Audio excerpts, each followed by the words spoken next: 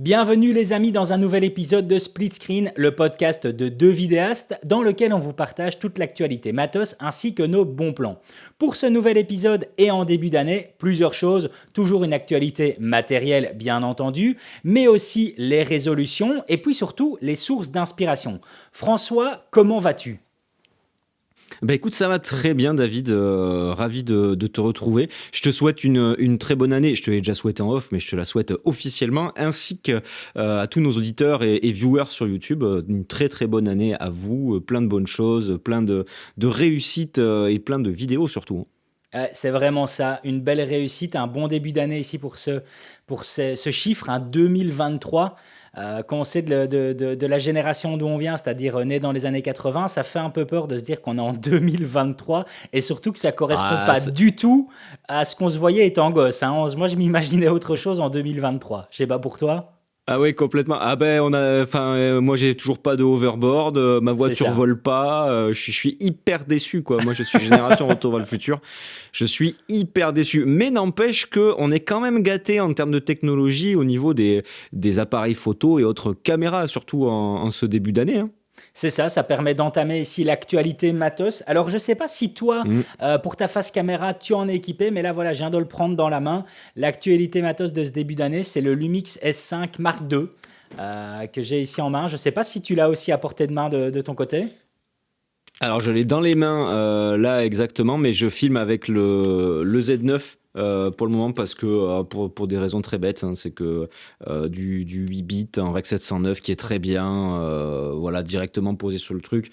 Le S5, alors je l'ai bien testé, mais je l'ai surtout testé en le poussant un peu dans ses retranchements, c'est-à-dire avec de la 4.2 de 10 bits, du Vlog, etc. Comme pour le podcast, on essaie de faire ça un petit peu rapidement. J'ai pas eu l'occasion justement de tester le S5 dans ses basses performances, on va dire.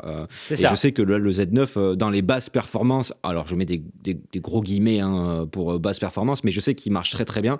Et donc je me suis dit, on va pas prendre de risques pour l'instant. J'ai pas eu encore l'occasion de le tester, donc je vais l'avoir à côté. Mais il y a plein de choses à dire sur ce S5. Et bah du coup, ce S5 II, c'est notre news de ce matin pour la partie tech, et puis ensuite on embrayera sur nos résolutions et nos inspirations après. Mais clairement, ce S5, ça a été la grosse annonce de ce début d'année, hein, clairement. Ouais, c'était vraiment la grosse surprise du début d'année parce que moi, ce que je vois, c'est que Lumix et d'ailleurs que c'est pour ça en fait que je trouve le produit intéressant, c'est parce que Lumix ici est arrivé avec un produit que je vais trouver hyper pratique, hyper pragmatique.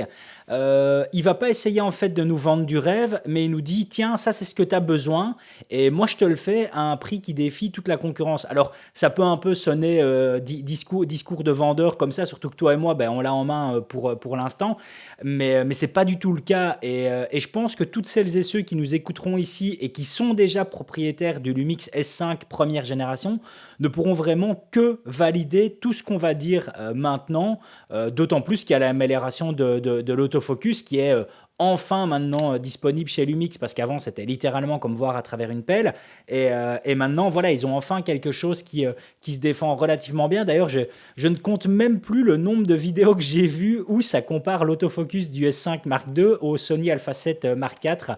Je ne sais pas si toi aussi tu les Ouais. as toutes vues passer ces vidéos-là. Alors, je t'avoue que j'ai tellement bossé sur ma vidéo que j'ai eu un peu de mal à regarder les vidéos des autres parce que bah, je savais enfin, j'avais déjà toutes les infos. Et puis j'avais bouffé du S5 II pendant un mois puisque ma vidéo m'a pris beaucoup de temps à faire. Donc, je suis pas allé voir. Mais alors, tu vois, c'est marrant parce que moi, l'autofocus, j'en ai parlé dans ma vidéo, mais c'était presque anecdotique. Mais ça, on en a déjà parlé, puisque, moi, l'autofocus, en règle générale, c'est pas un truc. Tu vois, je me mets rarement, en fait, on va mettre toute la zone en focus, et puis je veux que l'appareil il fasse le point là où j'ai décidé, et sans rien lui dire. Moi, j'aime bien quand je fais ma mise au point, tu vois, avoir une zone de mise au point et dire à l'appareil, je veux que tu fasses le point là. Et C'est ça. parce que typiquement, tu vois, quand t'as quelqu'un, bon, là, dans la plupart des cas, quand tu vises un sujet, c'est le sujet que tu veux net. Mais dans ce cas-là, tu vois, tu mets une zone de mise au point dans le centre et tout. Généralement, ça se fait. Mais moi, j'aime bien, je sais pas, c'est peut-être dans ma tête, hein, mais j'aime bien me dire, c'est moi qui vais lui dire. où il doit faire le focus. Je veux pas que ce soit lui qui choisisse à ma place. Et donc, si tu veux, j'en ai parlé de l'autofocus. Et effectivement, c'est une très bonne chose parce que Panasonic, clairement, ils étaient derrière et qu'il y a des situations dans lesquelles avoir un bon autofocus assez performant, c'est quand même pratique. Mais moi, la plupart du temps, je dis à ma caméra, je veux que tu fasses la mise au point là, et c'est tout. Et je veux pas que tu ailles ailleurs. Et si tu me fais chier, je me mets en mise au point manuelle, ok? Mais je te rejoins là-dessus parce que c'est vrai que moi ici, donc ça va faire maintenant un peu plus d'une semaine que je l'ai en main, ce S5 Mark II. Et c'est génial en fait parce que je redécouvre tout ce que j'avais oublié du temps où j'étais un utilisateur du Lumix GH5S.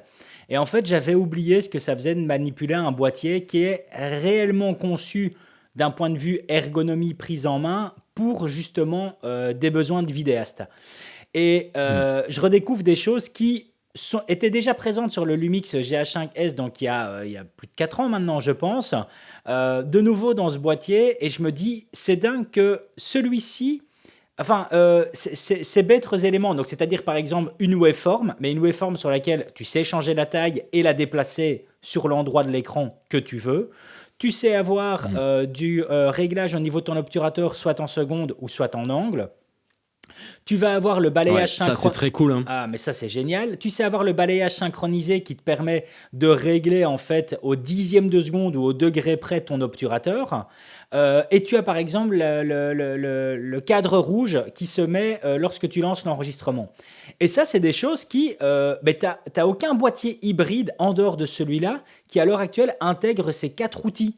T'en as aucun. En même temps, je parle. En même temps. C'est-à-dire que ce qui était basique chez eux, ben, il n'est toujours pas chez les autres et limite est en train d'arriver. C'est-à-dire que il aura fallu attendre l'année passée, chez Fujifilm, il aura fallu attendre l'année passée pour que le XH2S intègre justement cette option où on s'est réglé au dixième de seconde près l'obturateur.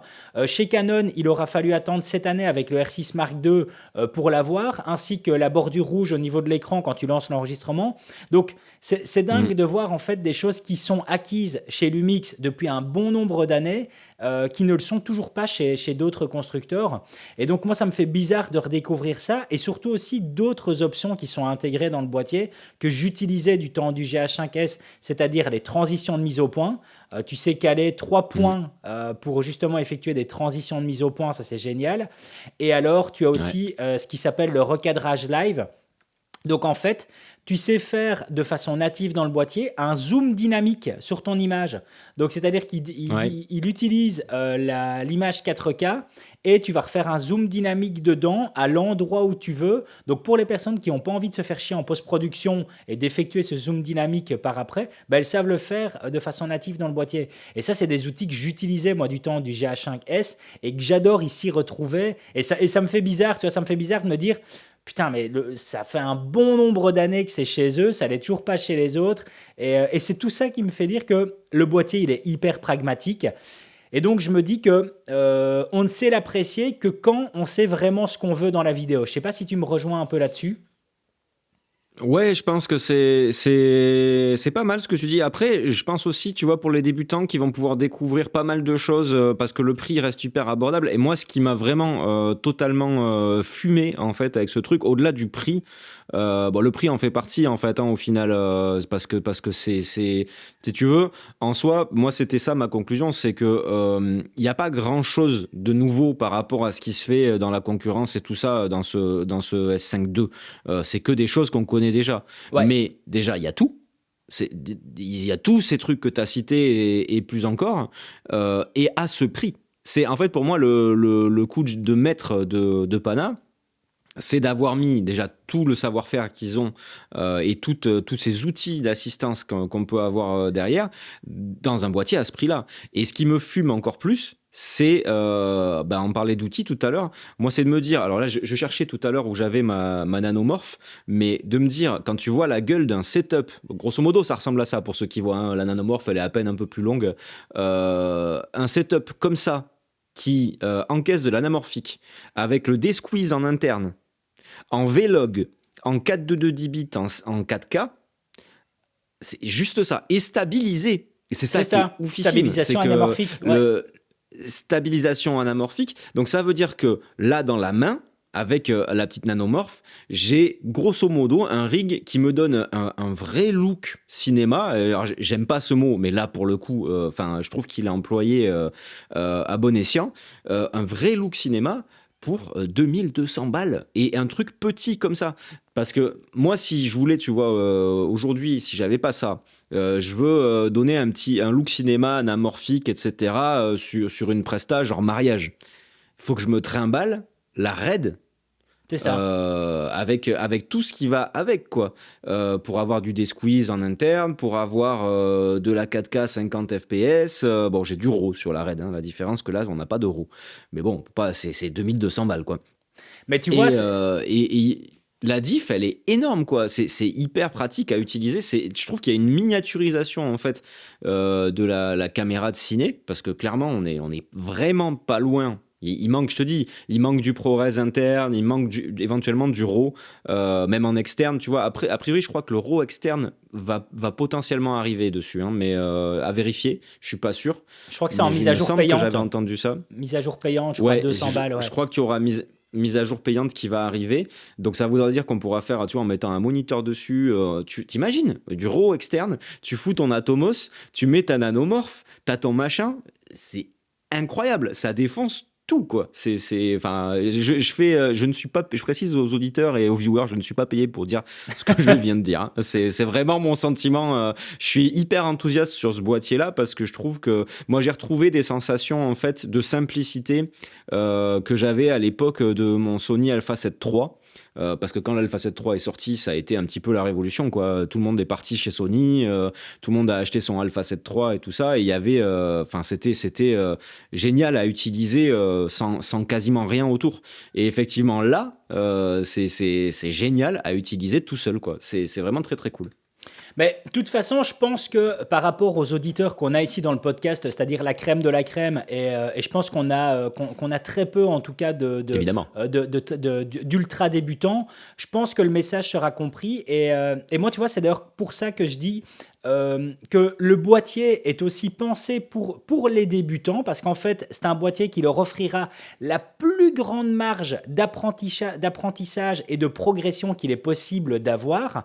Mais le problème, c'est qu'un débutant pourrait juste se focaliser à se dire: ah non, il y a du crop sur la 4K 60 et moi à cause de ça, j'en veux pas parce que je veux absolument de la 4K 60 plein format.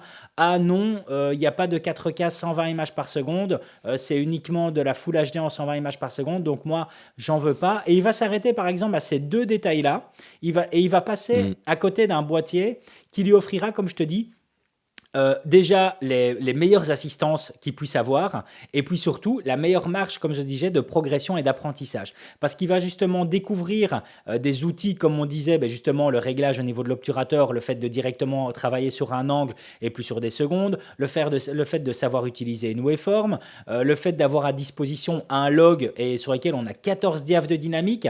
Alors c'est quand même à rappeler que dans les 2200 balles, il n'y a pas beaucoup de boîtiers en plein format, je parle, hein, en plein format qui offrent une telle dynamique. Ouais. Hein. Donc, De toute façon, je pense que, tu vois, les gens qui disent, moi, il me faut absolument de la 4K 120, etc. Alors, je t'avoue que moi, c'est un truc que j'utilise régulièrement, la 4K 100 images par seconde, pour un truc très précis. C'est sur mes vidéos YouTube quand je fais toute la partie pack shot de produits. C'est-à-dire que le gros avantage, à main levée, ça va très vite. Ouais. En ralentissant, ça me permet d'avoir des beaux mouvements bien fluides et je l'ai fait avec le Z9 du coup. Mais c'est vraiment le seul moment où je me dis la 4K 100, je m'en sers pour ça. Parce que clairement c'est là que c'est le mieux, pour moi, ça m'évite de sortir tout un tas de trucs, tu vois, un slider ou machin ou un gimbal, etc. Mais la 4K 100 images par seconde, pour moi, des ralentis en 4K 50, c'est très bien, quoi. Ça reste des ralentis, à moins que tu fasses des trucs très spécifiques sur des ralentis sportifs ou des choses comme ça. Je trouve qu'il n'y a pas forcément de grands besoins. Maintenant, de toute façon, la 4K 120 en 422 10 bits, quel que soit le boîtier que tu prends, t'es dans des boîtiers en full frame, hein, toujours je parle, Ouais. t'es dans des boîtiers à plus de 4 000 €. Ah ouais, hein. Donc clairement, c'est pas la cible de ce boîtier-là. Et à mon avis, s'ils continuent sur leur lancée, on aura un S1H Mark II qui fera de la 422 10 bits en 4K 120 et peut-être même plus. Donc ça, il y aura pas, si tu veux, de soucis. C'est parce que c'est une histoire de gamme aussi. Il faut pas oublier que c'est un des boîtiers, si ce n'est le boîtier full frame récent, les moins chers du marché, quoi. Je sais pas s'il y a moins cher en full frame avec toutes ces fonctionnalités-là. Je pense pas.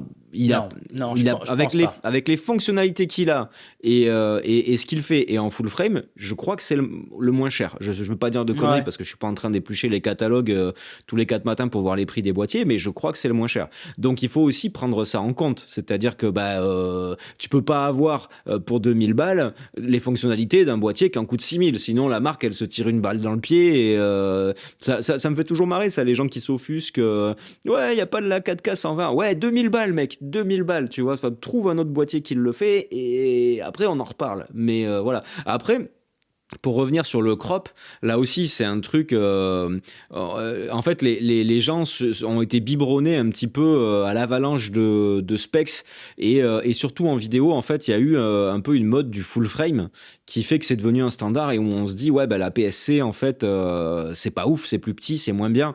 Alors que moi tu vois j'ai ma Red juste derrière moi, c'est du Super 35, hein, c'est à peine plus grand que la PSC, c'est loin d'être Pareil du avec ma full frame. C70. Et, Pareil. et voilà, enfin, et je trouve que le plein format, c'est surfait de ouf. C'est très bien. Ça permet, moi, je trouve que le plein format, ça permet de la polyvalence sur des boîtiers hybrides parce que c'est vrai que le rendu en plein format d'une photo, c'est pas le même délire qu'en APS-C. Ça, par contre, je rejoins. Ça veut pas dire qu'on peut pas faire des super photos en APS-C, etc. Mais je trouve que c'est plus facile d'avoir un joli rendu sur du plein format que sur de l'APS-C en photo. Maintenant, en vidéo, on s'en bat les steaks que ce Ah, mais soit de la totalement. PSC ou du plein format. Et tu vois, l'autre jour, je sais plus qui me disait, on m'avait dit, ouais, mais du coup, j'ai du mal à trouver des objets polyvalents pour APS-C. Bah, tu prends des objets plein Là, en fait, je format, vois. quoi. Bah ouais, mais du coup, mon 16, c'est un 24 mm Ah putain, ils se ou prennent trop la équivalent. tête. Ouais, enfin franchement, prends pas un 16, alors tu prends un 9 mm. Ah ouais, mais c'est une optique fixe. Ah bah oui, mais et en même temps, si un jour on invente le 9 mm jusqu'à 800 mm à f1.8 en ouverture continue, vous m'appelez, hein, les gars. C'est parce que l'objectif qui fait tout, tu vois, c'est ça. Les gens, ils aimeraient, ouais, je veux un objectif polyvalent qui fasse tout bien. Ça n'existe pas. Il y a Non. des très bons zooms polyvalents. Il y a des très très bons trucs. Je sais que par exemple, tu vois, mon 18-35 Sigma, je l'aime beaucoup.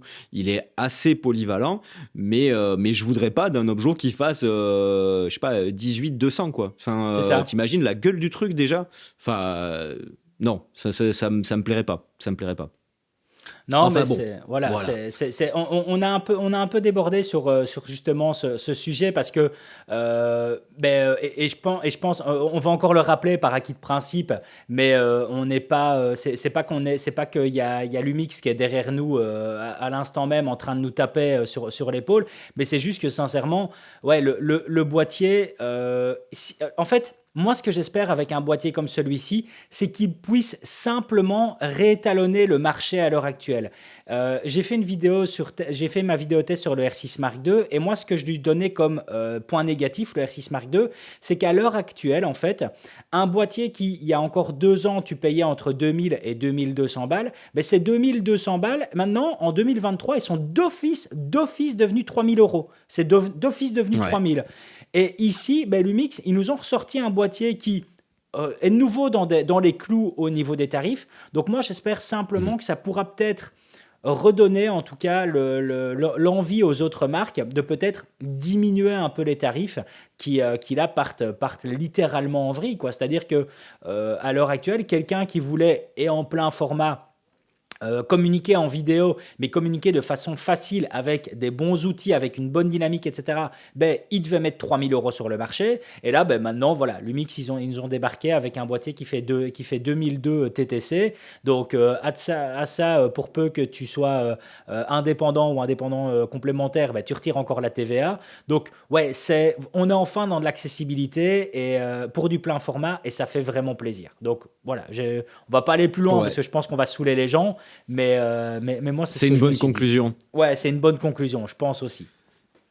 Bon, allez, Non, mais c'était bien qu'on fasse un petit, c'était bien qu'on fasse un petit, tu vois, une petite news un peu plus longue cette fois-ci, parce que là, clairement, je pense que toi comme moi, on se dit que c'était vraiment un événement marquant de ce début Ouais, d'année et important, donc c'était bien de débriefer dessus et puis d'aller un petit peu au-delà des vidéos de présentation qu'on a pu faire ou voir et expliquer un petit peu pourquoi cette hype derrière ce boîtier-là, et tu l'as très très bien résumé sur la fin, donc on peut embrayer sur les résolutions 2023. Tiens, est-ce que tu as pris des résolutions, toi, David? ouais, j'en ai pris et je les ai même partagées en ligne. Alors, je les reprends juste ici, hein, pour ne pas en manquer parce que moi, je me les étais notés.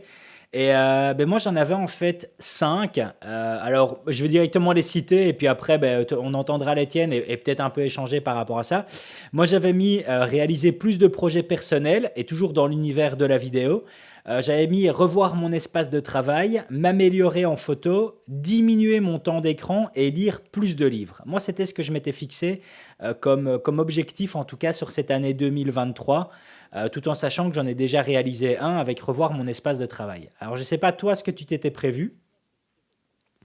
Alors moi, il y a plein de choses pour cette année parce que c'est une année qui commence sur les chapeaux de roue, pardon. Déjà, c'est de prendre des vacances, tu vois, chose que je vais faire à partir de demain soir. Je me prends une semaine de vacances et je vais tout couper. C'est-à-dire, je ne Waouh! réponds à rien, enfin, à part aux copains évidemment, mais pour le boulot, je coupe tout. Pendant une semaine. Je Respect. vais voilà, essayer de faire ça parce que bah, en fait, au final, je me rends compte que j'ai pas pris de vacances depuis, j'arrive pas à m'en rappeler. En fait, je pense que les dernières vacances que j'ai prises, elles étaient en début d'année 2022. Voilà, et puis c'est vrai que cette année il y a eu beaucoup de boulot entre les fêtes, au mois de décembre aussi, le janvier c'est assez chaud, donc prendre des vacances aussi parce que voilà, et arriver justement à dire quand je reçois un mail pro à dire je suis en congé, ou mettre un message automatique je suis en congé, rappelez-moi à partir de telle date. Donc ça c'est cool. Ça c'est difficile au final hein, dans notre boulot de vraiment couper, et puis parce que des fois le hasard c'est que c'est toujours quand tu veux te reposer que arrive un client super intéressant et qui te propose un truc super intéressant et Ça, t'es c'est là bien ah, vrai. bon bah tant pis, je prendrai mes vacances dans 3 semaines, c'est pas grave, et puis bah 3 semaines après c'est la même, etc. Donc là j'ai dit non, stop vacances, et donc ça c'était ma première résolution. Ma deuxième résolution, c'est dans la façon dont j'écris mes vidéos, que ce soit pour du pro ou pour YouTube. C'est vraiment cette année, mon objectif, c'est de penser tout ce que je peux sur le storytelling.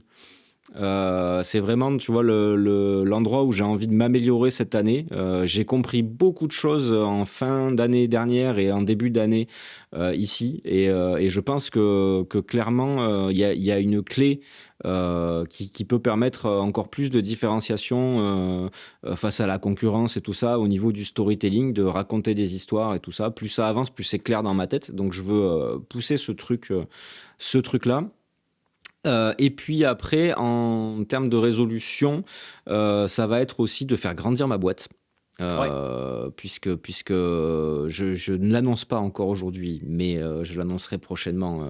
Ma boîte va s'agrandir dans l'optique de préparer l'avenir aussi. Et on en avait un petit peu discuté sur l'épisode vidéaste à 50 ans, tu sais. Mais clairement, moi, c'est un truc qui me taraude depuis un moment et pas qui m'angoisse, mais qui me monopolise un peu le cerveau, à savoir, je veux que ma boîte, elle soit pérenne, je veux pas dépendre chaque année de me dire, enfin, je veux pas chaque année me dire, est-ce que j'aurai des clients l'année prochaine. Voilà, je veux asseoir un petit peu le truc, et je pense que ça passe par agrandir l'équipe et bien s'entourer pour que quand j'aurai 50, 55 ans, je puisse me dire je lève un petit peu le pied, j'ai 3, 4 employés qui sont formés, qui font le taf, moi je m'occupe de l'administratif, je m'occupe de gérer les contrats, de trucs comme ça et je me repose un petit peu, tu vois, parce que c'est vrai que on va pas se plaindre, hein. Encore une fois, je me plains pas du tout de mes conditions de travail, il y en a qui sont bien pires, hein. Je suis pas en train de porter des sacs de ciment toute la journée et je m'estime hyper chanceux de ça. Et d'avoir du travail. Et d'avoir du travail. Je me vois pas, tu vois, au fur et à mesure de mon vieillissement, hein, faut dire ce qui est, je me vois pas à 55 ans faire encore des mariages, tu vois, par exemple. Je pense que Ouais, là, je te comprends. non, non, non, tu vois. Et puis la dernière résolution qui est liée à ça, mais alors celle-là, c'est la plus difficile à tenir, c'est faire du sport, quoi. C'est faire du sport. Et tu... Voilà, tu sais que tu vois, les auditeurs, ils voient mon Apple Watch là, cet été quand même, il y a eu 2, 3 fois où je bougeais pas. Et où ma montre, elle m'a envoyé un message, alors je sais plus ce qu'elle disait, mais elle disait vous semblez être au repos, mais votre rythme cardiaque est assez élevé, êtes-vous sûr que tout va bien? Et j'étais là, saloperie de montre.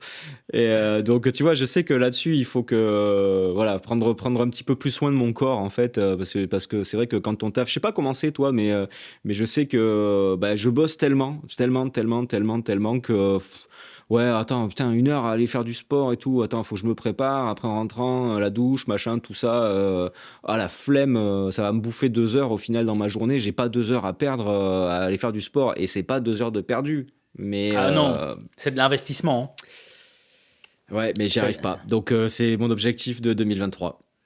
Bah écoute, attends, ça fait déjà des beaux objectifs à mettre en place. Et je pense de toute façon que c'est important au final de se fixer ce qui peut sembler un peu bateau, hein, parce qu'à chaque fois on se dit, bah ouais, des résolutions, c'est un truc, ouais, c'est classique en début d'année, on fait ça, et déjà on sait pas ce qu'on veut comme résolution, et puis on s'y tient pas. Alors que non, je pense que c'est quand même important parce que ça permet aussi d'avancer sur des éléments qui au final, ben, on va attacher une importance. Moi, par exemple, je voulais absolument refaire mon espace de travail parce que j'en avais marre de la configuration que j'avais. Je voulais absolument être sur une possibilité d'avoir des options de travailler assis, debout. Donc voilà, là j'ai revu mon espace de travail, c'est quasiment terminé.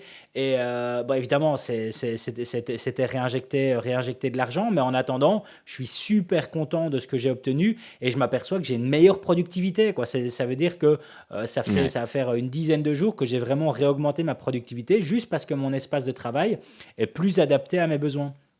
Donc je crois que ça, Ah, c'est ça, super important. c'est important, hein. Ouais, ouais, Ouais. C'est c'est important vraiment d'avoir un bon important. espace de travail.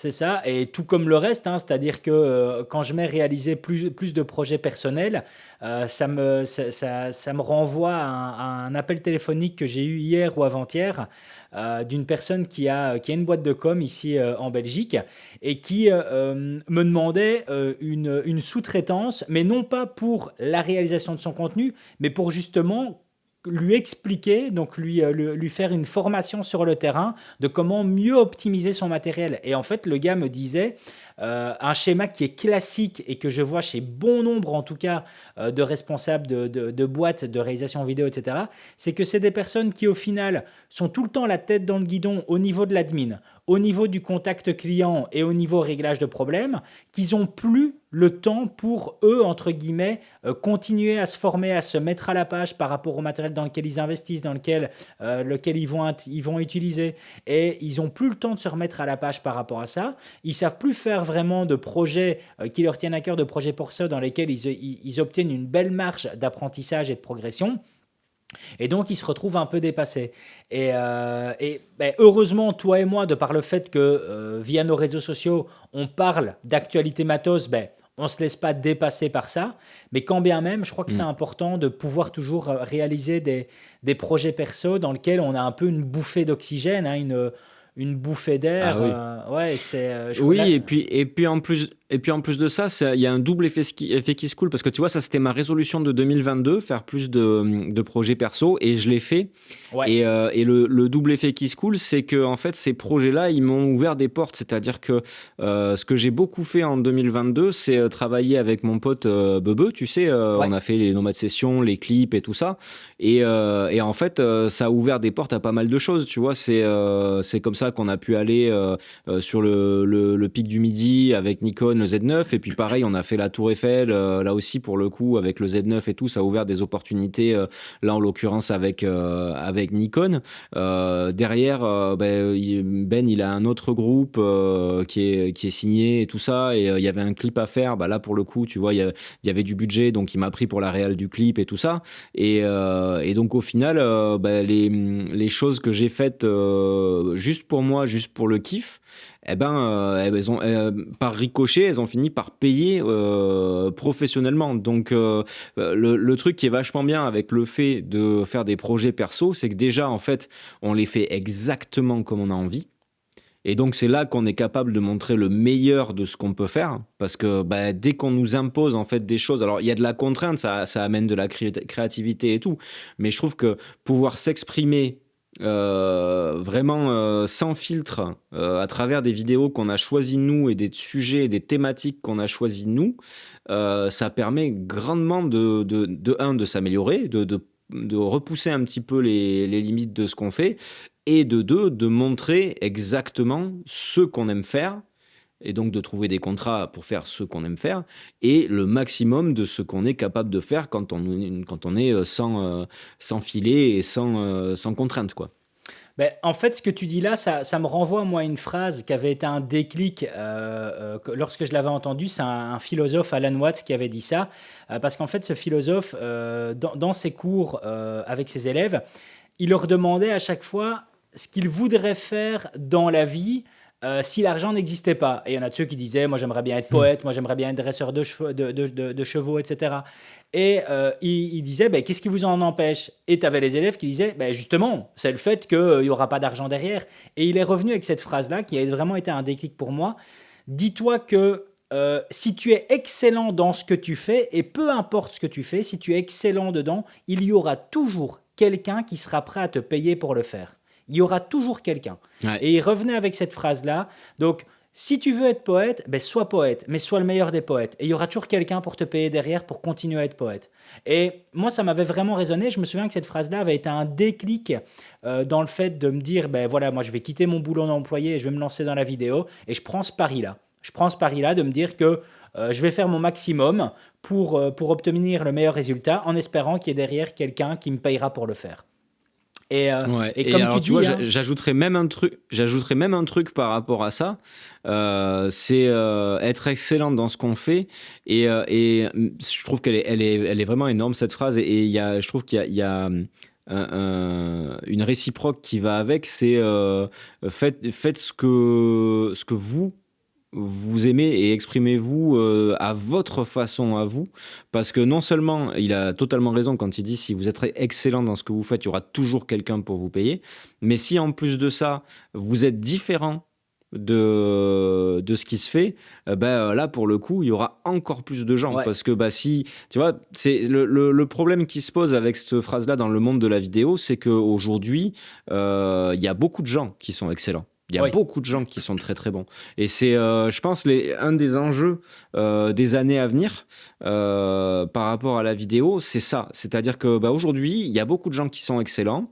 Le matériel est abordable, donc il y a beaucoup de gens qui peuvent se payer du matériel de bonne qualité pour faire des bonnes vidéos.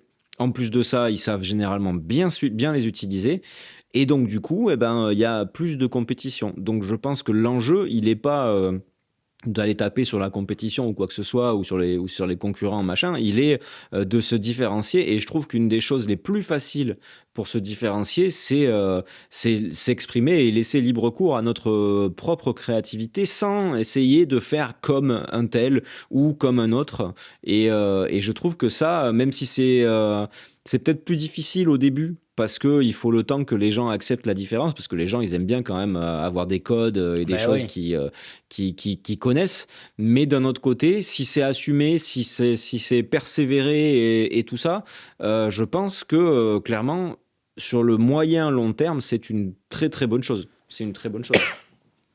Mais c'est vraiment ça, comme tu dis, en effet, avoir un rendu différent, comme si on revient pour un exemple plus parlant, tu vas avoir des photographes de mariage qui, eux, ne travailleront par exemple que sur du monochrome, que sur du noir et blanc.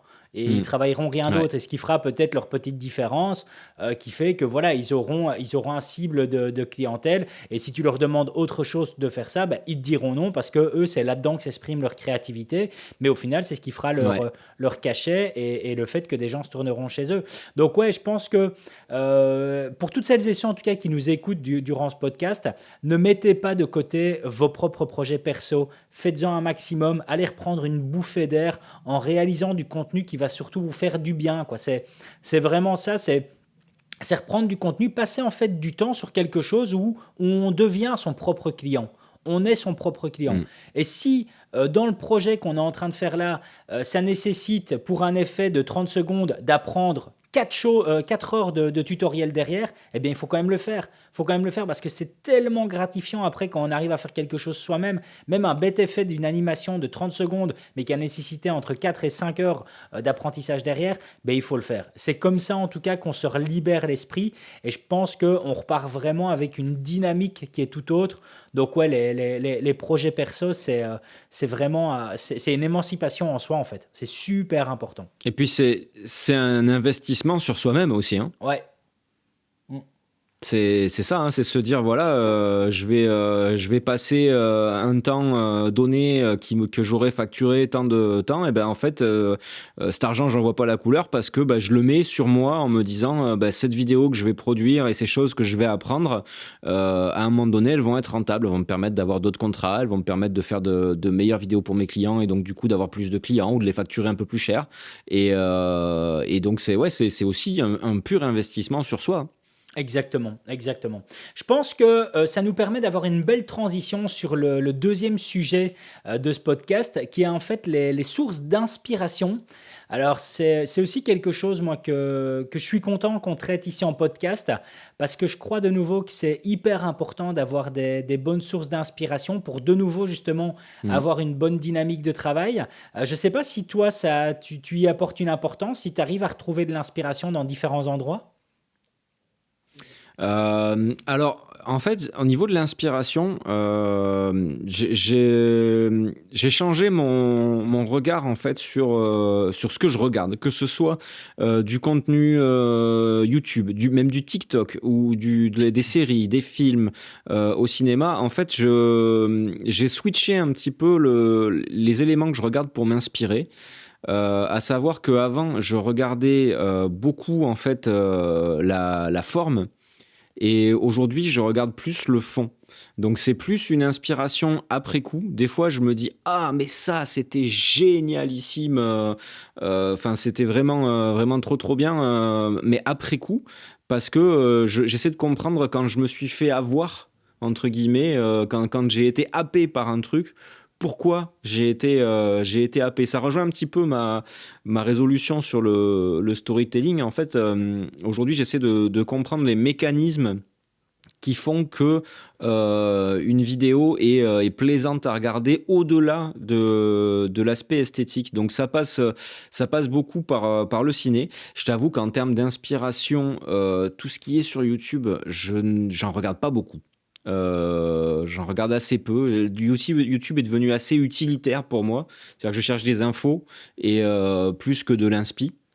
Et ce qu'il y a de chouette, c'est par contre, je bouffe du film et des séries le soir quand j'ai fini de bosser. C'est films, séries, films, etc. Et j'essaie de voir un peu les histoires qui sont racontées et de m'inspirer de la façon dont elles sont racontées pour me dire, voilà, moi je voudrais raconter des choses aussi. Et je pense qu'il y a des choses toutes simples qui peuvent être racontées de manière très prenante.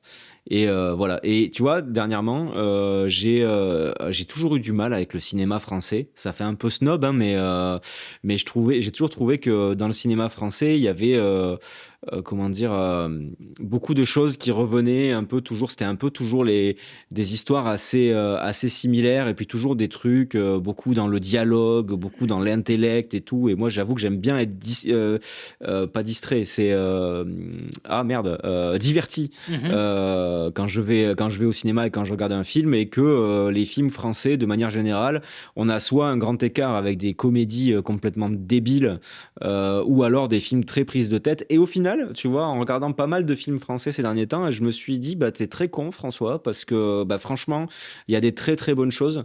Alors là, de mémoire, je saurais pas te dire parce que voilà, je regarde tellement de trucs que je me souviens pas.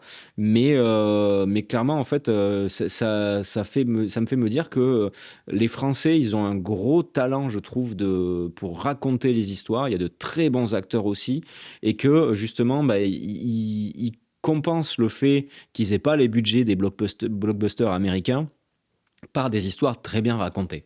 Donc voilà, enfin moi comment je m'inspire en fait c'est souvent comme ça. C'est des fois voilà je vois une scène d'un film. Tiens pourquoi cette scène elle m'a fait quelque chose. Comment ça a été raconté, comment ça a été joué, comment je peux moi essayer d'amener un petit peu de ça dans ce que je fais moi avec mes petits moyens et mon petit talent et voilà grosso modo. Et toi du coup en termes d'inspiration comment tu fonctionnes? Bah écoute, c'est intéressant parce que du coup, on va se compléter. À partir du moment où toi, bah, tu vas avoir un déclic sur le fond, alors que moi, j'en suis à un stade où je vais avoir un déclic sur la forme. Et en fait, c'est vraiment, c'est pas intentionnel de ma part de retrouver de l'inspiration, mais c'est juste que je me suis rendu compte que ces derniers temps, euh, via une grande majorité en fait de séries créées par Apple TV, donc de séries ou de films même, eh bien, quand je voyais des plans dans des épisodes de séries comme la série Si avec Jason Momoa, Severance, Ah, je suis en plein dedans. ah ouais, mais si, si, Je suis en plein dedans, je suis dans la saison 3 là, c'est une tuerie ce film, cette série, elle est incroyable. c'est incroyable, la mise en forme, enfin la direction de la photo est juste incroyable de chez incroyable. Moi, je suis bluffé en tout cas par ça. Tu vas avoir Severance qui était aussi incroyable. Tu as WeWork, incroyable aussi au niveau de la direction photo. Et tu as un bon nombre de séries comme ça, et à chaque fois dans des styles bien différents, même de morning show. Tu vas avoir l'autre série avec le coach d'une équipe de foot anglaise. Donc à chaque fois Oui, Ted Lasso, ouais. ouais, Ted Lasso qui est excellent aussi. Donc à chaque fois dans des looks différents. Mais je me suis rendu compte en fait qu'à chaque fois que je regardais des créations Apple TV, ben, j'en ressortais où il y avait presque des moments où au milieu de l'épisode, j'avais presque envie de mettre pause, de le couper, de me dire putain, j'ai envie de bouger mon cul et là il faut que je fasse quelque chose, il faut que je crée du contenu. Mais waouh, tu vois, une bouffée d'air, une bouffée d'inspiration au niveau de la mise en forme et de me dire putain les gars mais vous avez une gestion et une utilisation de la lumière naturelle qui est dingue, vous devez juste à mon avis vous prendre la tête avec des réflecteurs et avec des négatifs fils et des choses comme ça, mais pas trop vous emmerder avec comment dire un setup lumière de dingue.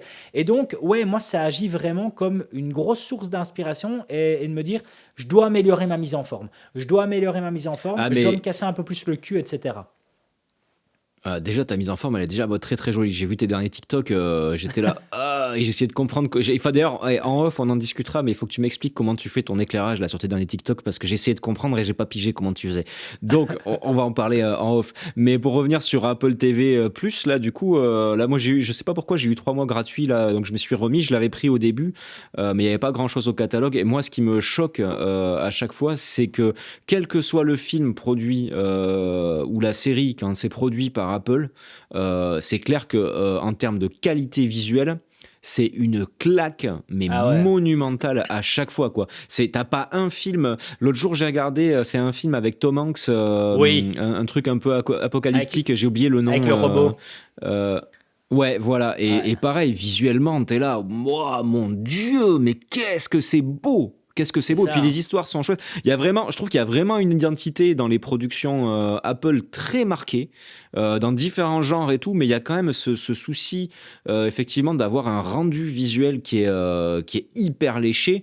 Et clairement, quand tu vois des prods Amazon ou Netflix, alors pas, sur Netflix, il y a des trucs qui sont hyper bien produits, et sur Amazon aussi, hein, mais il y a des fois d'autres trucs. Moi, tu vois, j'ai été très déçu, par exemple, du rendu visuel de la série Mercredi. J'ai trouvé que c'était pas du tout raccord avec l'univers Famille Adams, que ça manquait de caractère visuel à l'écran, qu'on avait vraiment une série pour ados C'est ça, qui fait un teenager, petit peu c'est ça. peur des fois. Voilà, bon, c'est sûrement la cible, hein, c'est sûrement la cible, mais pas, quand tu mets à côté un truc comme Umbrella Academy, visuellement, je le trouve incroyable cette série. Je sais pas si tu l'as vu. J'ai vu la première saison, mais j'ai pas vu la suite. Ah, je trouve que. Alors, on aime ou on n'aime pas le scénario, mais alors visuellement, je trouve que c'est du cinéma plus, quoi. Et pareil, sur une que j'ai beaucoup aimé aussi visuellement sur Amazon, c'était The Boys. Étant en plus un Ouais, grand mais fan de la BD, ça c'est, j'ai adoré la série. ça c'est Et incroyable. alors, pour ceux qui ont pas lu la BD The Boys, dites-vous que la série, elle est soft par rapport à la BD. Elle est vraiment soft. Ça c'est Voilà. dingue. Mais voilà, pour te dire que on retrouve des trucs quali comme ça visuellement sur pas mal de plateformes, mais chez Apple, bah, tout est ultra quali, quoi. Tout est Ouais. ultra quali, et ça, je pense que ça, bon, c'est dans la philosophie de la marque, et tout ça. Après, le défaut qu'on peut, une qui m'a déçu, série, j'avais beaucoup accroché la saison 1 sur Apple, c'est The Servant J'ai pas encore commencé. de j'ai adoré la première saison. C'était hyper bizarre, c'était hyper original. Bah, toi qui aimes bien la photographie, là tu vas te régaler Ah, je pense. parce que il y a une très très belle photographie. Il y a des mouvements de caméra à mi-chemin entre. Bah, c'est du Shyamalan, hein, mais il y a C'est aussi ça. un peu de Wes Anderson par moment. Tu vois, c'est de la symétrie, des trucs un peu barrés, bien sympa. Mais j'étais très déçu par la saison 2 et la saison 3 encore plus. Mais au niveau du fond, justement. Mais clairement, ouais, c'est vrai que je pense que tu as complètement raison, en fait, de diriger les auditeurs, en fait, vers ça, parce que au final, moi, je me rends compte que pendant un temps, j'ai été très influencé par ce que je voyais sur YouTube. C'est vrai. Et ça a créé, on l'a tous été d'ailleurs, et ça a créé une sorte d'uniformité dans YouTube, mais qui maintenant, j'ai l'impression il y a une prise de conscience de manière générale sur YouTube, qui fait que les gens se disent, bon, on va peut-être changer un peu quelque chose quand même, on va peut-être essayer de faire des choses un peu nouvelles, voilà, renouveler un petit peu le genre. Et clairement, le fait de passer par le cinéma ou les séries, bah ouais, Ben, c'est la meilleure idée ça qu'il puisse y ça avoir. amène des choses comme ton nouveau format à l'heure actuelle, par exemple, qui est quand même quelque chose de vachement plus Ouais, frais sur ce qu'on a l'habitude de retrouver justement sur YouTube, hein. Comme on disait, il y a une standardisation qui est présente à l'heure actuelle sur YouTube où tous les formats se rapprochent un peu. Et toi, tu arrives avec quelque chose qui est complètement décalé par rapport à tout ça et qui fait du bien justement parce que les gens ont un apprentissage, que ce soit au niveau de la pratique ou au niveau des spécifications techniques d'un produit, mais le tout à chaque fois dans un cadre de fiction. Donc c'est génial en fait le format que tu as développé par rapport à ça. C'est hyper on, inspirant on aussi. verra. On verra sur le long terme si ça apprend. Pour l'instant, ça marche correctement. Ça marche mieux que si je faisais des formats standards. Enfin, que Mhm. mes formats standards YouTube face caméra. Bonjour les amis, nanani, nanana. C'est sûr que ça marche mieux. Après, est-ce que c'est viable? Je l'espère. Je pense que oui. Mais on verra comment ça évolue à terme. Mais ouais, moi, je suis très content des retours que j'ai des gens sur ce format-là. Et je m'amuse beaucoup à le faire. Surtout ce qui est, je pense, le plus important, parce que c'est vrai que quand ça fait combien depuis 2017, moi, que je suis sur YouTube sérieusement, donc ça fait 6 ans. Au bout de 6 ans, faire le bonjour les amis en face de la caméra, Tu on t'épuises. en a un peu marre, quoi. Tu vois, Ouais, tu c'est tu même pas t'épuises. épuisant, c'est que c'est plus amusant, quoi. C'est au bout d'un Ouais, moment, c'est ça. C'est plus amusant et même, je pense que les auditeurs s'épuisent aussi, s'essoufflent, dans le sens où on le voit sur le YouTube anglophone, des chaînes YouTube de tech avec du 800 000 abonnés et qui pourtant quand ils sortent une vidéo, ben allez, la nouvelle moyenne va peut-être être de 8 ou 9 000 vues, alors qu'ils ont 800 000 abonnés. Et je pense que c'est parce que justement leur format est identique depuis un bon nombre d'années et qu'à aucun moment ben, ils ont peut-être voulu le changer ou l'adapter. Donc ouais, je pense que c'est important. Et même chose, hein, même nous, par rapport à l'activité professionnelle, le fait d'aller retrouver de l'inspiration, ben, ça permet de changer un peu ces habitudes de production qu'on va avoir et quasiment presque imposer un standard, quoi, tu vois. Donc c'est-à-dire que c'était quand? C'était avant-hier, j'ai été tourné dans un showroom parce que bah, ici en Belgique, on est en pleine période du salon de l'automobile, donc ça communique au niveau du domaine de l'automobile. Donc il y a 2 jours, j'ai été tourner une face caméra d'un patron d'un groupe automobile. Ben, mon équipement de base, et je me voyais pas du tout partir en dehors de ça, c'était la C70, un 50 mm 1.4, j'avais une Forza 200 avec moi, j'avais un réflecteur, qu'est-ce que j'avais? Ben, j'avais du bon, j'avais directement le gros trépied slash leurre. Enfin, ce que je me suis dit, c'est que maintenant, en 2023, je laisse quasiment plus le choix au client de raboter son budget par rapport à la production et j'impose directement quelque chose. Alors évidemment, ben, ça fait grimper le budget très haut, mais en attendant, j'ai une image dont je peux être fier de mon côté. Donc c'est-à-dire que si le fond du côté du client n'est pas bon, c'est-à-dire que il n'a pas réussi à s'exprimer correctement, ce genre de choses-là, ben, c'est pas mon problème, c'est le problème du client. Mais moi, je reste fier de mon image. Donc l'image qu'on va voir défiler sur les différents réseaux, etc. Ben, si on sait que c'est l'image de Monsieur Caméra, ben, c'est en toute fierté que c'est dit.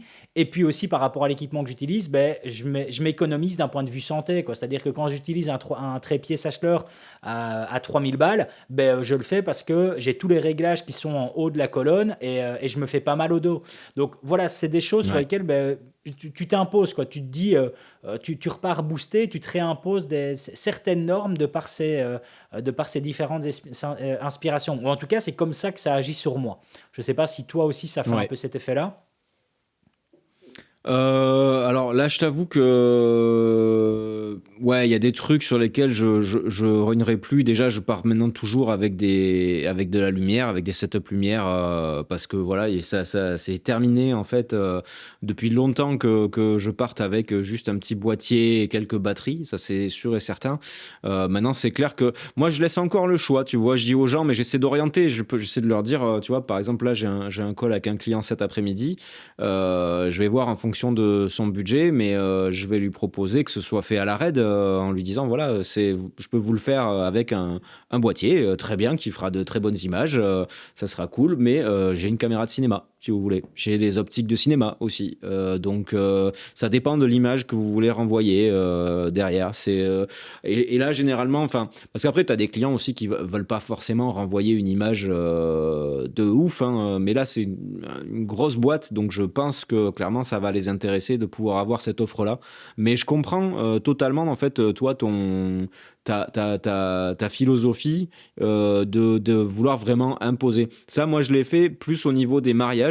Mhm. Alors j'ai laissé tomber un peu l'idée, je voulais, tu vois, proposer un truc méga haut de gamme et tout machin, mais je me rends compte que soit j'ai pas trouvé la bonne clientèle, soit machin, donc je repars sur des choses plus classiques parce que j'ai beaucoup de demandes à ce niveau-là.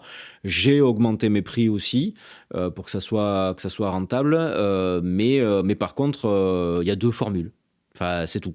Il n'y a pas Mais 36 000 formules avec des options. Voilà, il y a une formule standard, une formule premium.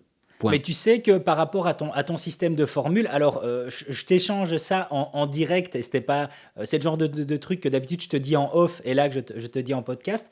Alors par contre, quand je vais te citer la source, ça décrédibilise le tout au maximum, mais bref. Je regardais dans un TikTok qui passait, ce qui fait que ça décrédibilise le conseil. Mais en attendant, il n'y a rien à faire, il est parlant et il est vrai. Et il remettait en avant justement le fait que, alors c'est valable pour n'importe quelle activité, hein, quelqu'un qui fait des mariages, quelqu'un qui fait de la plomberie, etc.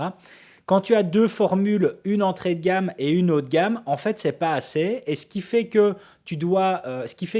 au final, c'est toujours la haute gamme qui va être validée, c'est d'en ajouter une troisième qui est totalement inaccessible. Oui. Donc voilà, c'est Ah, ouais, donc en fait, toi, ça serait quasiment de devoir ajouter une troisième formule qui, elle, sera peut-être chiffrée à 20 000 euros, qui va comprendre ouais. plein de choses que là, les gens ne prendront jamais, mais qui, au final, ils vont du Ouais. coup s'adresser à ce qui est ton objectif initial. Et c'est ce qui rappelait vraiment Alors, dans ce alors TikTok-là. si ça peut te rassurer, alors j'ai fait en fait mes deux formules, je les ai faites mais en version simplifiée de ça, c'est-à-dire que dans mes deux formules, il y a la formule standard qui est celle que je veux vendre vraiment, qui moi me plaît et qui est rentable, et la formule premium qui est très chère et que j'ai moins envie de vendre, mais bon, Ah, vu ok, qu'elle est chère, si on me la prend, c'est cool. Donc en fait, si tu veux, j'ai encore plus compressé c'est ça. que ça, sachant que voilà, grosso modo, si la formule standard, c'est la seule que je proposerais en fait en soi, si je devais encore plus simplifier, mais du coup, j'en mets quand même une deuxième et donc qui est beaucoup plus chère, avec plus de choses et tout, mais qui reste rentable. Et en fait, je fais comme ça. Mais effectivement, ouais, je trouve que alors. Tu vois, pour ces trucs des trois formules, je trouve que c'est un peu vicieux quand même. Ah, C'est mais une très bonne totalement, totalement.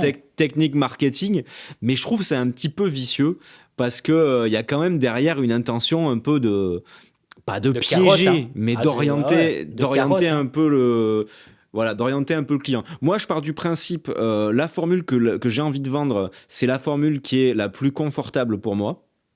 Je suis prêt à faire plus, mais ça sera vachement plus cher. C'est Tu ça. vois, parce que la formule premium, là, clairement, je rentre à la fin de la journée, je suis éclataxe et puis je vais avoir pas mal de post-prod derrière. Mais ça vaut le coup parce qu'elle est plus chère. Mhm. Elle est bien plus chère. Donc c'est comme ça que moi j'ai pensé le truc. Après, il n'y a pas de solution miracle, mais en tout cas, par contre, ce qu'on peut dire, ça à coup sûr, c'est qu'il faut pas avoir des milliers de choses à la carte. Ça, de toute façon, c'est comme dans un resto, Ah pour ouais, le coup. moi, un Hein. resto 4 trop, j'y vais pas, hein.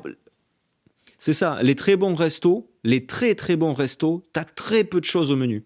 T'as très peu de choses au menu parce que le chef, il sait où il va, C'est qu'il ça. a des bons produits et qu'il te fait un truc bien. Quand t'arrives dans un resto et que ton menu, il fait la taille d'un tome de Game of Thrones, C'est pas bon. C'est pas bon. tu sais que tu vas pas bien manger. Ah, Tu c'est sais que tu vraiment vas pas ça. bien manger, de base. Moi, souvent, quand je choisis les restos, c'est ça. On regarde la carte et s'il y a plus de 3 plats à proposer, laisse tomber. C'est pas la peine. On se rejoint là-dedans. Donc, de nouveau, petit conseil de fin de podcast.